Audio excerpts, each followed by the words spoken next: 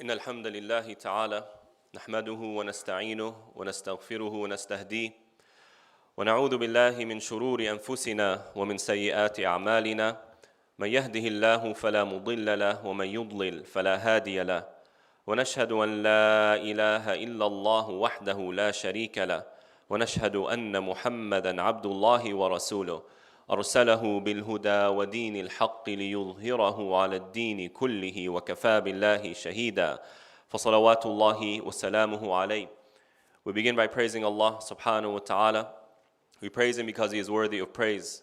And His worthiness for praise comes from His beautiful names and attributes which illustrate to us His perfection subhanahu min ilah. And we ask Allah subhanahu wa ta'ala to protect us from the evils within ourselves and the evil consequences of our actions. And we ask Allah subhanahu wa ta'ala to send His peace and blessings upon the last and final messenger, upon his family, his companions, his wives, and all those who follow his way until the end of time.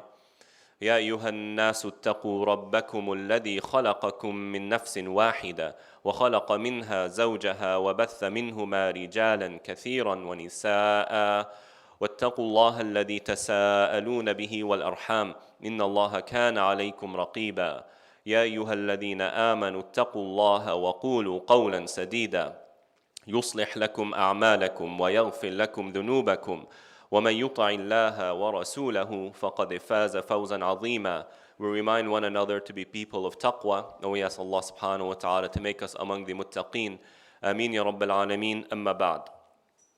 Imagine for a moment that you're sitting next to the Prophet alayhi salatu wassalam, and it is early Medina, meaning you've been in Medina for just a few years now. And the circumstance of that time was the economy had yet to begin. Still hasn't moved yet. In other words, the companions were poor. They were dealing with hunger. They were dealing with very, very limited resources. And on top of that, you had the threat of many tribes attempting to squander the efforts of the Prophet ﷺ and eliminate the Muslim cause. And so you're sitting there, and along comes a man by the name of Adi ibn Hatim, radiyallahu ta'ala an. And at this point, Adi radiyallahu ta'ala an is not a Muslim yet. He's on the verge. He needs a little bit of a budge, but there's something holding him back. And he's sitting there next to the Prophet ﷺ. The Prophet senses he wants to become a Muslim, but there's something holding him back. And as they're sitting, a companion comes to the Prophet ﷺ and complains about the economic situation. Ya Rasulullah, we're dealing with poverty. It's difficult. And then another companion comes and complains to the Prophet ﷺ about the fear. We're not that safe. We're still weaker, militarily speaking, than these other tribes, especially our prominent enemy, Quraysh. And Adi is sitting there listening to this. And the Prophet ﷺ puts two and two together. He realizes, Adi radiallahu ta'ala an, what's holding him back from becoming a Muslim is the economic and political realities and the weaknesses of the Muslim. And then in that moment, the Prophet ﷺ tells Adi, Aslim taslam. Become a Muslim, Adi. You'll be good, you'll be safe, you'll be secure. And don't let the circumstances that you see around you convince you not to become a Muslim. And he says, Adi, in talat bika umruk. If you live long enough, Adi, you will find a woman traveling from the city or the area in Yemen called Al-Hira. And Al-Hira at that time was what we would call today the slums of Arabia. This is where the gang wars are. There is no safety there. He says, Adi, if you live long enough, you will see a woman single-handedly alone travel from Al-Hira to Mecca and do tawaf, and there's nobody with her. And Adi is listening to this, and he's absolutely astonished. He says, Ya Rasulullah, do you not know what's going on in Al-Hira? This is where the gang wars are. This is the most violent area, and you're telling me a woman alone will travel from there to Mecca, not afraid? And the Prophet ﷺ continues and says, Ya Adi, oh Adi, if you live long enough, you will see the treasures of the king of Persia. And they're this weak community in Arabia. And the Prophet ﷺ saying, you'll enter the fortresses and the castles and you'll see the treasures of the superpower of the world. And the Prophet doesn't stop there. He says, Ya Adi, if you live long enough, you will see somebody come with money, looking for somebody to accept their sadaqah. And they won't be able to find a single poor person, meaning the economy will be so lavish, so strong, there's no poor people. Imagine you sitting there and listening to this. And Adi says, Wallahi, I saw a woman, now he's talking much more in the future, Wallahi, I saw a woman travel from Al-Hira and did tawaf in Mecca and there's nobody with her. And he said, Wallahi, I saw the treasures of Kisra with my own two eyes. And the third one, Wallahi, it will happen, it has yet to happen. Dear brothers and sisters, the Muslims of that time were in a certain circumstance. It was a difficult circumstance. And we find ourselves today at the global level in very insecure, very unstable times. The future is unknown to humanity. And we're not talking just about at the local level, we're talking about at the global level. There's a lot going on. And what you hear so often are the negative Nancys on mainstream media. All they want are views. And so who do they bring? Well, the economy is going to be so bad. Take your stocks out. Don't do this. No, not that. And it's just fomenting insecurity because that's what grabs people's attention. They are negative Nancys. The narrative that they give to the society is everything is doomed. And even when researchers study the market bubbles, you know, when the market crashes, they study it to try and understand what caused it. And what they find is that you can't really determine for sure what caused the crash.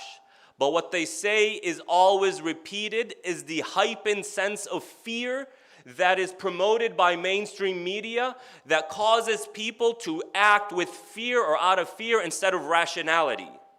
And then everybody starts withdrawing their money and the market crashes.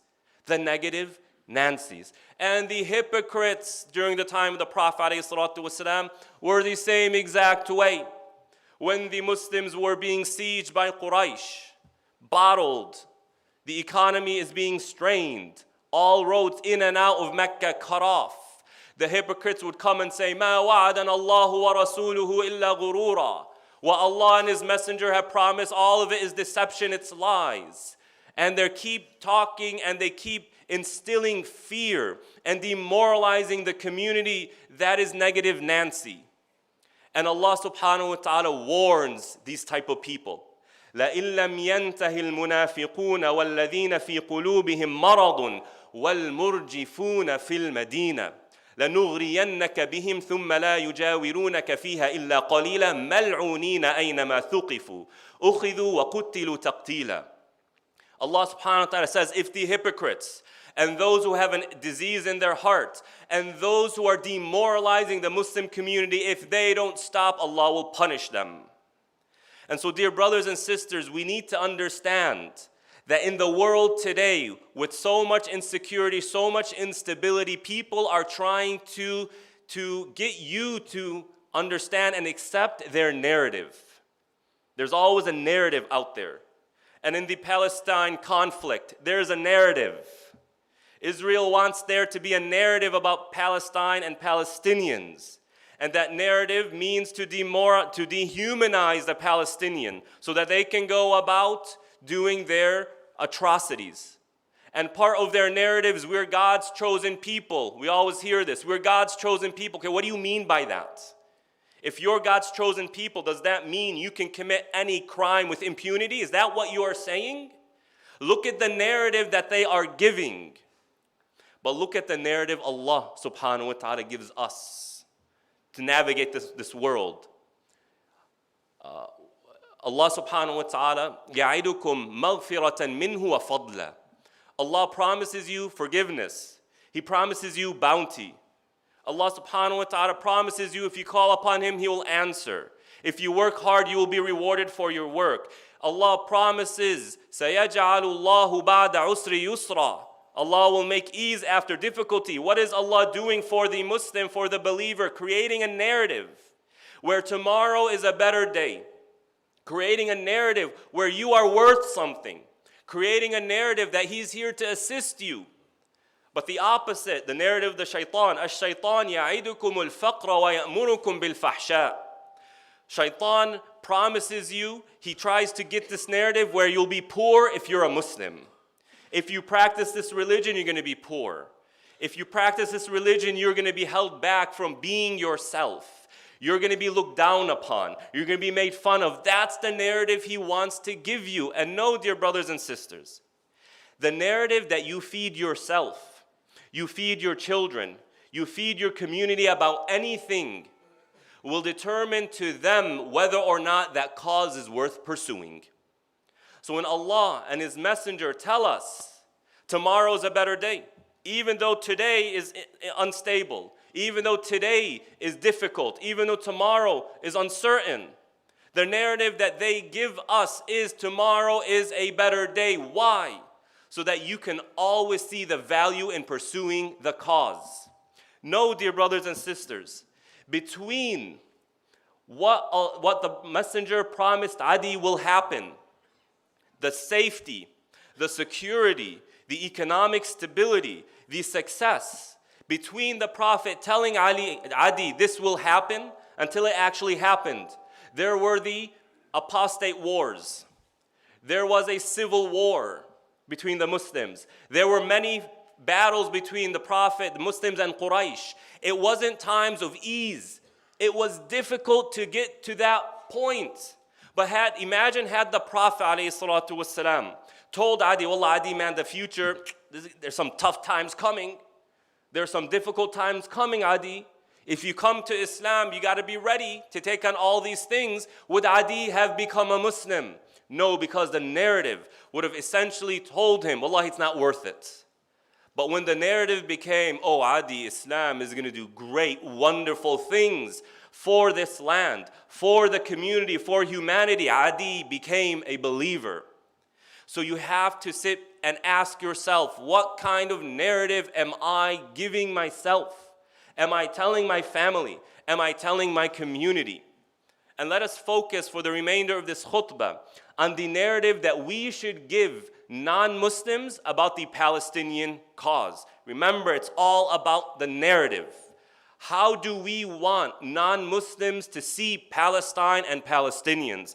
Well, number one, we need them to see that the future of Palestine is positive. The future of Palestine is positive. It is good.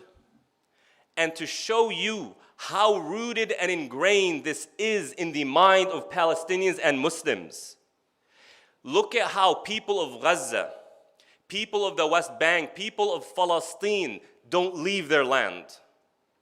Yet, when this conflict began, how many Israelis left Israel? As last I heard, 500,000 people left out of fear. Now, I'm not making a moral judgment here. I'm not making a moral judgment or a political statement, but rather, why is it that the Palestinians who are being oppressed, being killed left and right? Yesterday, a person told me he lost 71 family members in Gaza. 71. Yet they will never leave. Why is that the case? Because the narrative in the mind of the Muslim, in the mind of the Palestinian, tomorrow is a better day. Palestine will be better off in the future. That is their narrative. So they believe the cause and they pursue it and they are patient in the cause, even if it costs them their life. But the narrative that the Israeli government has given their people is we are always at an existential threat. The world hates us. They're coming after us. The Palestinians want to wipe us off the map, and all of it is lies. It's propaganda. But that narrative, look at how it created a super reaction in the minds of Israelis. Do you not see the difference? So we must tell our fellow Americans that in the mind of the Palestinian, in the mind of the Muslim, Palestine will be better tomorrow. Palestine will be safe tomorrow. Palestine will prosper tomorrow. As Allah subhanahu wa ta'ala alludes to in the Qur'an, and the Prophet alayhi salatu wasalam prophesies in hadith, tomorrow will be a better day for Palestine. And so, dear brothers, that's the narrative we want them to get, not the narrative of number two, right? Or I should say even before number two, not the narrative that we constantly hear from Muslims. I ask you, wallahi, I'm sure we've all heard this type of rhetoric from the religious Muslims. Before things get better, things are just going to get worse.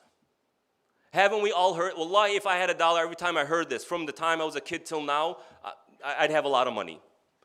The fitna are going to get worse. Tomorrow's going to be even more. Tomorrow's going to be more bloodshed. And it's just this negative narrative. Again, look at how the Prophet ﷺ spoke to Adi. He knew there would be a lot of bloodshed, a lot of war, a lot of difficulty before they reached that prosperity. But the Prophet focused on the prosperity. And he let people deal with the difficulties as they came to create that positive narrative. So don't go around saying, oh, Palestine is just going to get worse and it's going to be more bloodshed. Maybe that will be the case. But our focus should be on the future we know Palestine will have, a future that is safe and prosperous. Number two, we need to have a positive narrative about the people of Palestine. Because when you have Ben Shapiro coming out and saying Arabs like to blow things up and live in sewers, that is a narrative that he seeks to put in the minds of the global community. We need to counter that, and it's very easy. We all know of travel vloggers on YouTube who go to different areas. Look at how Palestinians are hospitable towards guests. Look at how when a non-Muslim goes to Palestine to explore the place, how do the Palestinians treat that person? Compare that to the radicals, not all Israelis, but the radical Israelis who follow the ideology of their government, who spit on Christians when they walk in the streets, who seek to portray children as demons and need to be killed and legitimate targets. Again, not all Israelis promote this, but the ideology of the government, that's the narrative that we need the American community to know. And the other side is, as I was saying, that the Palestinian people are welcoming people. They are hospitable people. They are peaceful people. And we don't need to create a fantasy of the future, rather look at the past. Was not Palestine a place where Muslims, Christians, and Jews lived side by side as neighbors, peacefully, respecting each other's sacred sites? Wasn't that the reality of Palestine for many, many, many centuries? So why should we expect something else from the Palestinian people? But rather, it's the foreign entity that's creating the chaos. It is the cancer that needs to be changed, that needs to be remedied. So we must portray the Palestinian people as welcoming, peaceful, as hospitable, and that the future of Palestine includes Christians, includes Jews, because we as Muslims accept the fact that they have holy sites there, and that we as Muslims, the Prophet ﷺ told us to take care of the people of the book, Ahl Dhimma. Those who live in Muslim lands have been protected by ordinance of the Prophet ﷺ. And third, the third positive narrative that we need to promote is the narrative of our leaders. I'm not talking about our political leaders, but the fact of the matter is, we Muslims are so obsessed.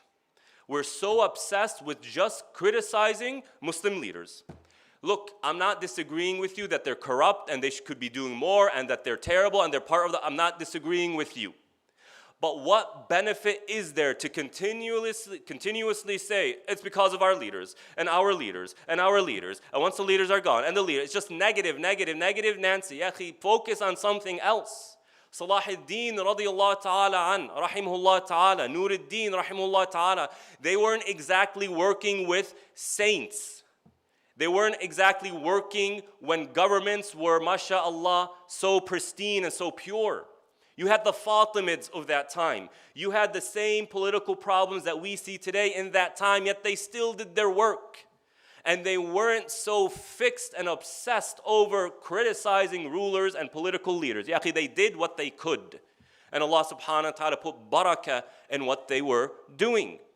But understand, if all we tell our children is because of the leaders, and because of the politicians, and because of this, because of that, you essentially tell them there's no point in pursuing a solution. There's no point in working towards the cause because there's this big block that you will never be able to remove.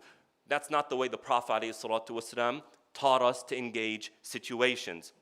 Rather, we must create the narrative, promote the narrative that within the Muslim community, from as far east as Indonesia and the Philippines and Malaysia, to as far west as here in Southern California, that in this ummah are dozens, rather hundreds, rather thousands of individuals who would make very strong leaders, who are very, very strong, who can make change. That is what we need to put in our minds and in the minds of our children. It's not that we need to wait for Salahuddin, but rather we need to create the scenario that will build a Salahuddin. That there are already people who have the characteristics of a noble, righteous man or woman who can lead the Muslims to a better tomorrow. They do exist. They are part of our communities, and our children can be of them, and we as individuals can be of them. So we must prepare. We must have the narrative to prepare the Muslim ummah to take on the challenges as they come, step by step. And look, I'm not trying to be naive here. Optimism is not walking on this earth naively saying everything is dandy and the sun is always shining. That's naivety. That's not optimism. Rather, optimism is, so long as I do my part, I am contributing to a better tomorrow. And the fact of the matter is, the vast majority of humanity wakes up in the morning saying, what are my responsibilities today? How can I take care of my family? What do I need to do? How can I make my future better than today? That is how we wake up in the morning, at least the majority of us. That is optimism. Because with that mindset, you see a better future. You're dreaming of a better future. That is the narrative we must promote. And so once again, to summarize, we need to promote the narrative that the future of Palestine will be good, bi'idhnillahi ta'ala. Number 2, that the people of Palestine are good. And number 3, that we within the Muslim community have the leaders, have the leadership to build a better tomorrow. This is a narrative. And when we promote this narrative, the cause becomes worth sacrificing for. أقول قولي هذا واستغفر الله لي ولكم.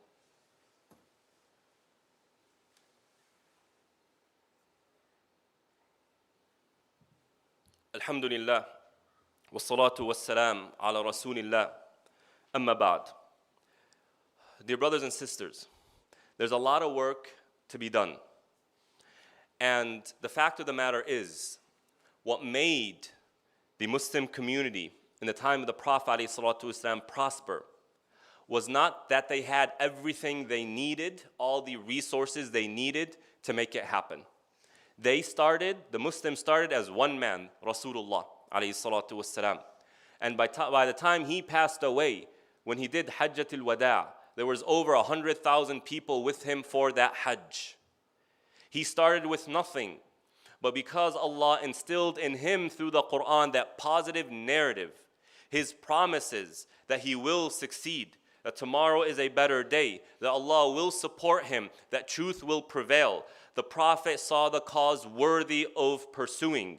And those around him absorbed the same narrative. So they sacrificed their wealth, they sacrificed their times, and some of them even sacrificed their lives for a cause that they believed in. But they believed in it because Allah and His Messenger created that positive narrative. We have a responsibility to do all that we can to bring a better future for humanity. and know one of the ways where humanity is suffering, especially in the West, are in these narratives. Trump has his narrative. America has been stolen from us. People are ripping us apart. It's a negative narrative that creates a cult. And the Democrats aren't any better. But the narrative of Islam is we have everything we need to do what is necessary to bring a better future. And not too long ago, South Africa was an apartheid state under the oppression of a certain foreign entity. Yet they got through it. They got over it. They were successful. And by the way, as a side point, it was the boycotts that put the pressure on the global governments to no longer support the apartheid regime. Right? So keep it up when it comes to boycotts. But these South Africans, they're not Muslim, yet they were convinced of their cause. We are Muslim, and Allah has given us a promise. So make sure that the narrative you give to yourself, you feed your family, and you feed the community, especially the non-Muslim community, is a positive narrative that shows a better Palestine for all those who enter it. And we ask Allah subhanahu wa ta'ala to allow us to be among those who create alleviation for our dear brothers and sisters in Palestine. Ameen Rabbil Alameen. Allahumma aghfir lil muslimin wal muslimat wal mu'minin wal mu'minat al ahya'i minhum wal amwat innaka sami'un qareebun mujibu da'awati ya Rabbil Alameen. اللهم أصلح لنا ديننا الذي هو عصمة أمرنا وأصلح لنا دنيانا التي فيها معاشنا وأصلح لنا آخرتنا التي إليها معادنا واجعل الحياة زيادة لنا في كل خير واجعل الموت راحة لنا من كل شر آمين يا رب العالمين وأقم الصلاة